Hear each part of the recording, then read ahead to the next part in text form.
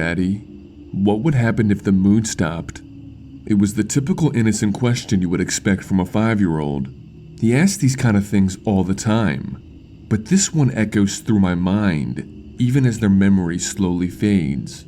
I can barely remember their faces, but the pain is there all the time. When it happened, we started noticing the changes right away. The lack of a strong tide meant water receded, leaving bigger beaches behind. People living close to the shore enjoyed that, and it got much less crowded for everyone. When the other changes came, we quickly forgot about going anywhere. Nights became dark, impossibly dark. There was nothing to reflect the sun's rays, plunging the entire world into a merciless black void when it set. You couldn't see your own hands in front of your face. Streetlights were too weak to pierce it, and the most powerful headlights barely got through. Cars could not travel faster than jogging pace. Society was not built for it, and human activity came to a halt at night. Without the moon's pull, Earth stopped tilting, plunging the planet into a permanent climate.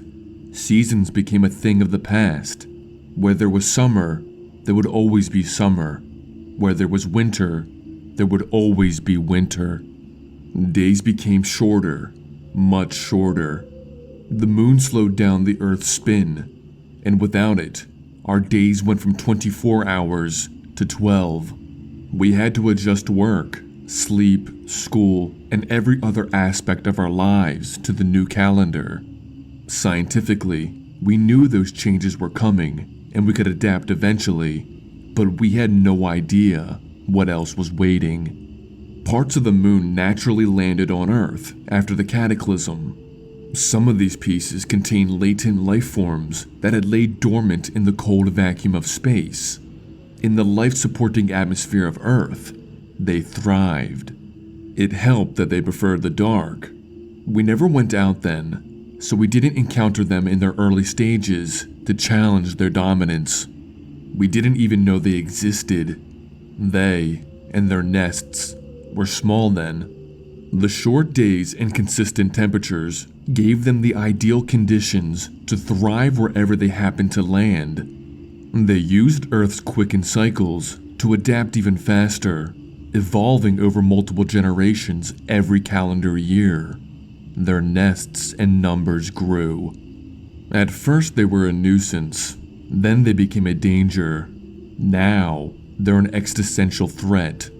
By the time we installed lights strong enough to pierce the veil of the night, they had become apex predators. People who ventured outside disappeared. Vehicles and their occupants were torn apart without warning. Once they found out where we lived, they came for our homes and built their nests in them. My family, along with many others, were lost.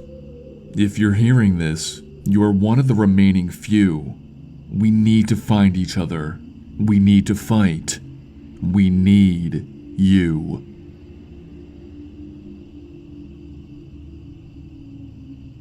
The thing I hate most about summer is the abundance of flies, especially when they infest my apartment.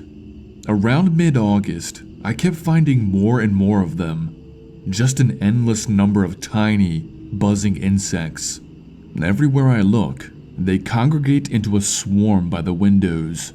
That's my best opportunity to swat as many as I can. I keep having to clean up after purging my home of the little vermin. My windows keep getting dirtied and smudged with blood and guts. More and more of those damn little corpses wind up in my carpet. I vacuumed them up, but I think I about broke it after trying to suck up the thousands of black squishy remnants. But for as much as I kill, more and more of them appear out of nowhere. Every dart flying out of the corner of my eyes, every shock-inducing buzz sounding like a fire alarm by my ear, every sensation of tiny, disease-carrying legs crawling on my neck, and they seem to come out of everywhere. The vents, the trash can, sometimes even the fridge. Nothing I do seems to get rid of them. Every day is a constant battle, trying to keep my home fly-free. Night is when it finally calms down. It's silent aside from the constant hum of the AC unit blasting cold air. On this night, I was especially exhausted and was nearly about to drift off to sleep when I began to hear something else beneath the AC.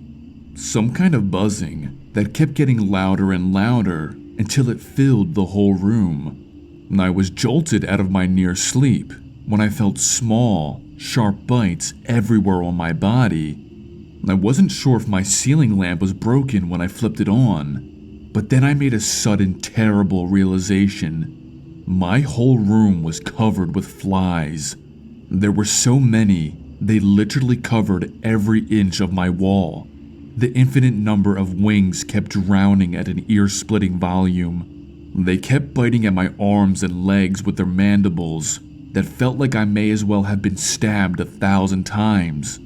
Before I knew it, a formless black mass had descended on me. I tried fighting them off, but they kept up their onslaught.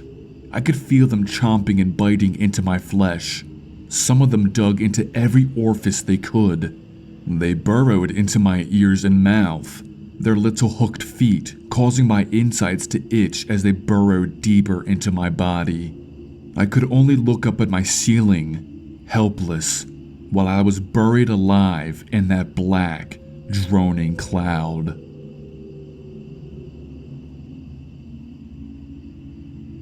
The zombie apocalypse started less than a week ago, and our city has already been overrun. I've been hiding in my apartment with my wife and trying our best to survive against the undead. The power went out on the second day, and we've been forced to forage for food in the neighboring apartments. Yesterday morning, we were grabbing some food from another apartment when a pack of undead found us. We managed to fight them off, and we fled back to our home. My wife refused to talk to me all day and just curled up in bed. I decided to give her some space, as I know the last few days have been hard on her. She came to me this morning and lifted her sleeves to show me that she had been bitten. She begged me to kill her, as she did not want to turn into one of those things. I pointed the gun at her head and told her that I would always love her before pulling the trigger.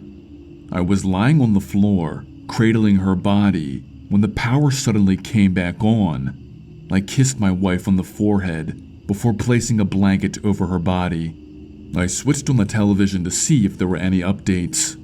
I collapsed to the floor weeping as the news urged people to remain calm, as a cure had been found and they could bring everyone back.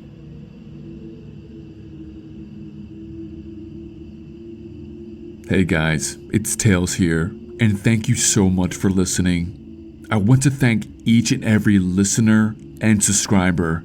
Without you guys, this community and this channel does not grow, and I'm eternally thankful for each and every one of you. I hope you had a spooky fun time at the campfire tonight. I know I did. Stay haunted, my friends. I'll see you next time.